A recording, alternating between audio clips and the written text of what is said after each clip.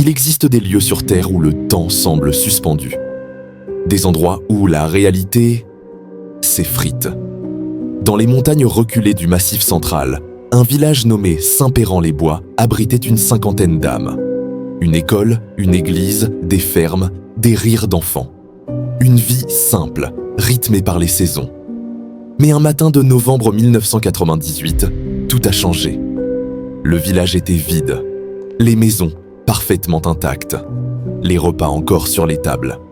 Aucune trace de lutte, aucune valise faite à la hâte, pas un seul être humain. Voici l'histoire du village qui a disparu, du jour au lendemain. Le 15 novembre 1998, Jean-Marc Lenoir, le facteur du secteur, arrive comme chaque jour à Saint-Péran-les-Bois. Son parcours est une routine bien huilée, mais ce jour-là, quelque chose cloche.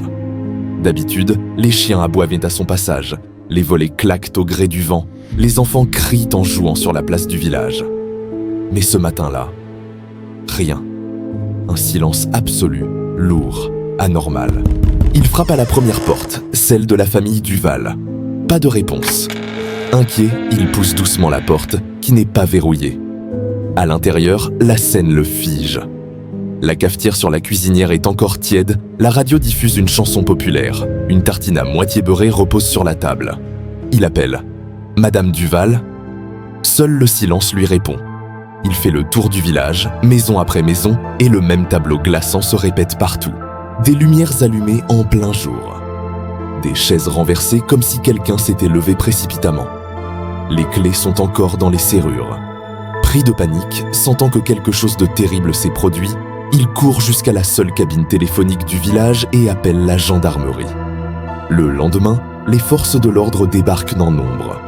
Ils fouillent chaque maison, chaque grange, chaque recoin du village. Mais ils ne trouvent rien. Aucune empreinte suspecte, pas le moindre signe de lutte ou de départ organisé.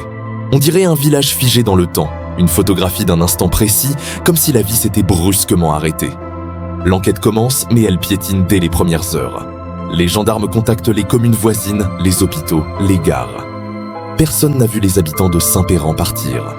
Les animaux, eux, sont toujours là. Des chiens enfermés dans les maisons, aboyant de faim, des poules affamées dans leurs enclos, le bétail qui attend dans les champs. Les journaux livrés la veille s'arrêtent tous à la date du 14 novembre. Un détail encore plus troublant attire l'attention des enquêteurs. Les horloges et les montres retrouvées dans les maisons sont toutes arrêtées à la même heure, 22h17. Est-ce une coïncidence improbable ou un indice capital ? Plusieurs théories émergent, des plus rationnelles aux plus folles. Une fuite collective ? Une secte qui aurait convaincu tout le village de partir en secret ? Mais pourquoi laisser derrière eux leurs papiers, leur argent, leurs animaux et même leurs voitures ? Un empoisonnement ? Une fuite de gaz ? Mais aucun corps n'est retrouvé. Un test militaire qui aurait mal tourné ? Le secret défense pourrait expliquer le silence des autorités, mais pas l'état des lieux. Un vieux berger d'un hameau voisin raconte aux gendarmes qu'un étrange brouillard blanc descendait parfois des montagnes pour envelopper le village. Il prétend que ceux qui s'y aventuraient entendèrent des voix désincarnées. Un autre témoin, un chasseur, jure avoir vu une lueur bleue intense flotter au-dessus de la forêt la nuit du 14 novembre. Sur le terrain, les enquêteurs font une découverte déconcertante. Des empreintes de pas, nombreuses, mènent hors du village vers la forêt, puis s'arrêtent net au milieu d'une clairière, comme si les gens s'étaient simplement volatilisés en plein air. L'affaire fait la une des journaux nationaux et internationaux.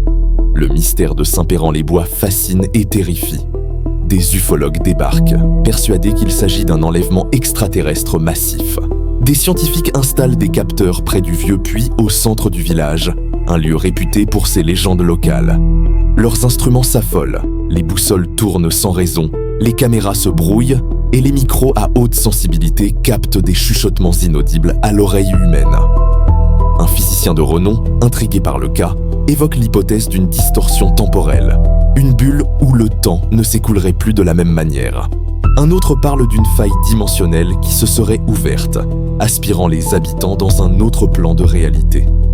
Des ombres fugaces sont aperçues derrière les fenêtres des maisons abandonnées, mais elles disparaissent dès qu'on s'approche.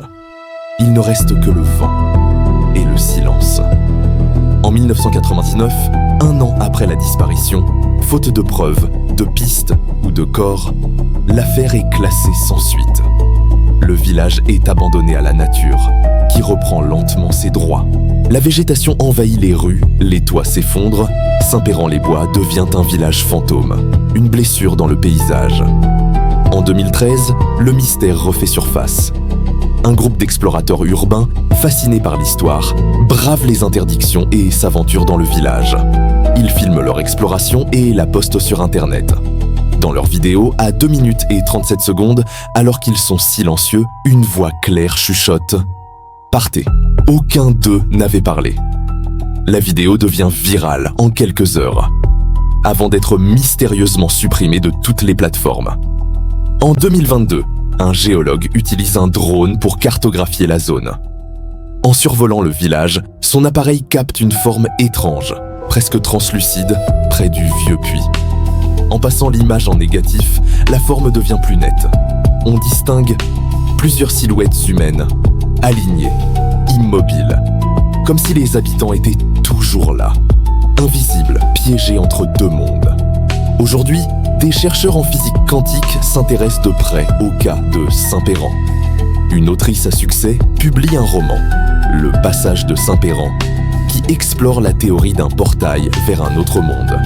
Une porte qui s'ouvrirait et se fermerait à des moments précis. Sur les forums internet dédiés au paranormal, des dizaines de personnes affirment rêver du village sans jamais y être allées, décrivant les rues et les maisons avec une précision troublante. Une nouvelle théorie émerge, celle de l'effacement collectif. Une expérience mentale partagée, une sorte d'hallucination collective qui aurait effacé les habitants de notre réalité. Est-ce une malédiction ancestrale ? Une fracture dans le tissu même de la réalité ? Le mystère ne fait que s'épaissir. Aujourd'hui, Saint-Péran-les-Bois est une zone interdite d'accès. Des panneaux « zone militaire », accès restreint, ont été installés tout autour du périmètre, alimentant les théories du complot. Des randonneurs qui s'approchent de trop près affirment encore entendre des voix et des rires d'enfants portés par le vent quand le brouillard descend. Un photographe passionné par le lieu a récemment réussi à capturer ce qui semble être la silhouette d'un enfant à une fenêtre. Mais en voulant la transférer sur son ordinateur, la photo avait disparu de sa carte mémoire. Les experts comparent cette affaire à d'autres grands mystères de disparition collective, comme la colonie de Roanoke en Amérique, le village inuit d'Anjikuni au Canada, ou encore O.R. Verde au Brésil. Des villages entiers, effacés de la carte, sans la moindre explication logique. Saint-Péran-les-Bois reste une énigme totale. Un lieu figé, suspendu entre notre monde et un ailleurs inconnu. Un village oublié par le temps, ou peut-être protégé d'une autre. Peut-être que les habitants sont toujours là, dans une dimension parallèle, nous observant à travers un voile invisible. Peut-être qu'ils attendent simplement que quelqu'un d'autre les rejoigne. Si cette histoire t'a glacé le sang ou éveillé ta curiosité, abonne-toi à la chaîne et active la cloche pour ne rien manquer de nos prochaines explorations. Ton soutien m'aide énormément à créer ce contenu. Et surtout, dis-moi en commentaire quel autre mystère tu aimerais qu'on explore ensemble. Une disparition, une légende, un lieu interdit. À très bientôt pour une nouvelle plongée dans l'inexplicable.